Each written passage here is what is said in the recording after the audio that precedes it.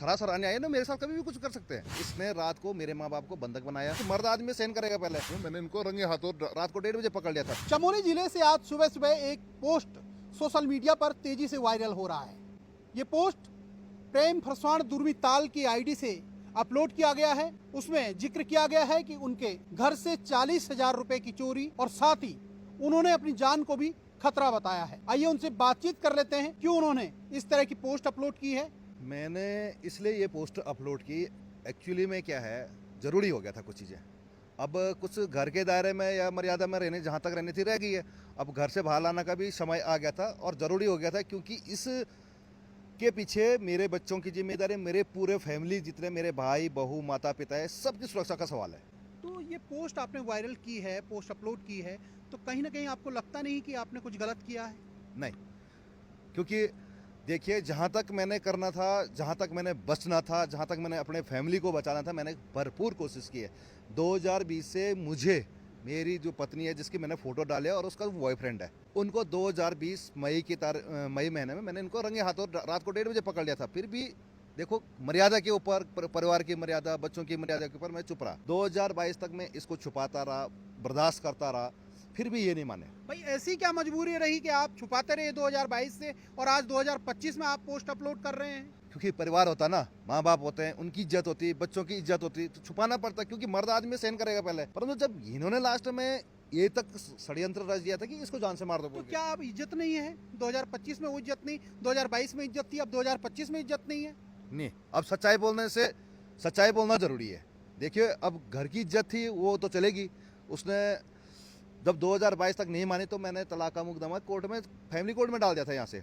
तो अभी भी नैनीताल हाई कोर्ट में विचाराधीन है। उसके बाद भी मेरे परिवार के ऊपर विभिन्न धाराओं में मुकदमा दायर किया गया है इसके द्वारा, और इसके साथ इसका मायका मिला और वो लड़के की फैमिली मिली, उसकी वाइफ मिली और ये मिली।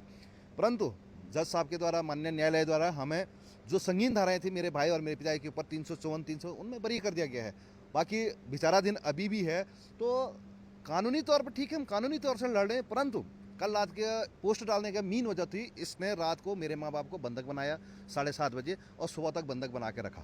इस वजह से मैंने पोस्ट डाली। मैंने कहा भाई अब ये अति हो गया, जब मुकदमा कोर्ट में है या कानून के दायरे में है तो ये क्यों इस प्रकार की हरकत है, क्योंकि माँ बाप अकेले रहते हैं घर पे और ये भी मेरे ही घर पे रहती है, जबकि 5 साल से पूरे परिवार के साथ इसका मुकदमा चल रहा है। ये पोस्ट डालने का मकसद क्या है आपका? ये मकसद नहीं समझ में आया। कई लोगों ने आपको कमेंट्स में समझाया भी है कि इतनी जल्दीबाजी आपको नहीं करनी चाहिए थी। देखिए, अब 6 साल हो गए हैं रिश्ता टूटे हुए, बच्चे मेरे पास हैं, परंतु जब इनकी अमानवीय हरकत इसको कहा जाता है, अगर वो मेरे घर पे नहीं रहती, वो उस अपने बॉयफ्रेंड्स के साथ चले जाती, वो कुछ भी कर ले, मुझे कोई ऐतराज़ नहीं।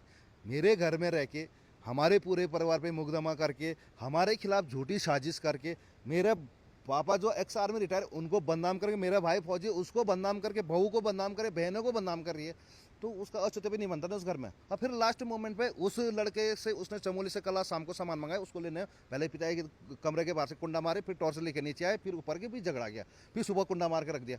बुजुर्ग आदमी घर में, 80 साल का बुजुर्ग, पेशाब बाथरूम वगैरह कई समस्या होती है, उसको कौन देखेगा। सुबह मैंने प्रशासन को फ़ोन किया, पटवारी को फ़ोन किया, तब हस्तक्षेप के बाद उसने दरवाज़ा खोला। ये कब तक ऐसा चलता रहेगा? यानी ये जो लड़ाई है वो यहीं समाप्त हो जाएगी या और लंबा चलने की इसकी उम्मीद है? देखो, मैं लड़ाई के मूड में बिल्कुल नहीं, मैं कानूनी लड़ाई तो लड़ रहा हूँ, परंतु ये फिजिकली और मेंटली हरासमेंट करोगे तो मैं भी लड़ूंगा, मैं तो बचाव करूंगा अपने परिवार का। लड़ाई खत्म वहाँ होगी जिस दिन ये लड़का और ये जिसके साथ मेरी शादी हुई थी, जब मेरा मुकदमा, तो अपने साथ ले जा अपने घर पे, मुझे कोई ऐतराज़ नहीं है, क्योंकि इसका असर बहुत व्यापक पड़ने वाला है। अगर इसके सपोर्ट या इस गलत चीज़ को हम सपोर्ट करेंगे, हम छुपा के रखेंगे, तो भविष्य में आने वाली पीढ़ियों के साथ भी ऐसा हो सकता है। इससे कई परिवारों की ज़िंदगियां खतरे में आ जाएगी। मेरी ज़िंदगी खतरे में, मेरे पूरे परिवार की ज़िंदगी आज के डेट में खतरे में, क्योंकि इसका मायका इसके साथ जुड़ा हुआ है और इसका कथित तौर पर जो बॉयफ्रेंड इसके साथ आज भी है। और मैं माननीय कानून के सामने इस बात को हर समय रख रहा हूँ, परंतु जब ये अमानवीय हरकत कर रहे हैं तो मुझे मजबूरन आगे आना पड़ रहा है। कभी इस तरह परिवार में झगड़े होते हैं, अमूमन इस तरह की बातें होती हैं, तो आपने कभी अपने ससुराल पक्ष से बातचीत करने की कोशिश नहीं की? बिल्कुल की है, मैंने 2022 में की है, 21 में की है। मैंने उनके भाइयों को, उसकी माँ को, सबको समझाया। मैंने कहा ये हकीकत है, आप इसको समझाओ। उन्होंने कहा पहले तो वीडियो दिखा, बाद में मैंने कहा छोड़ वीडियो छोड़ो तुम, मैंने कहा मैं लिख के दे रहा हूँ, ये नहीं करेगी तो मैं भी शांत रहूँगा, झगड़ा खत्म करो, ये उस लड़के से बात करना ही बंद कर दे। परंतु उसके बाद भी जारी रहा। जब मैंने कोर्ट में तलाक की अर्जी लगाई 2022 में, तो उसके बाद इसके मायके पक्ष वाले इसके सपोर्ट बोला नहीं जी, और आज के दिन में बोलते वो गलत भी है तो क्या हुआ, रहती तो अपने घर में, गलत है तो ठीक है वो गलत होगी, पर रहती तो अपने घर में। ऐसा कोई बोलना का तो क्या, उसको समझाने के बजाय आप उसको गलत काम पे सपोर्ट करें। ऐसे तो कल कितनी पीढ़ियां आ जाएगी, कितने घर ऐसे बर्बाद हो जाएंगे कि माई का पक्ष भी ऐसा सपोर्ट करेगा। और माई का पक्ष वालों ने खुद मेरी ये खरीदी हुई उसी के नाम की स्कूटी थी यामा की, अपने भतीजे को वो चला रहे आराम से, चला, पैसे मेरे लगे हैं, उसके नाम से मैंने खरीदी है।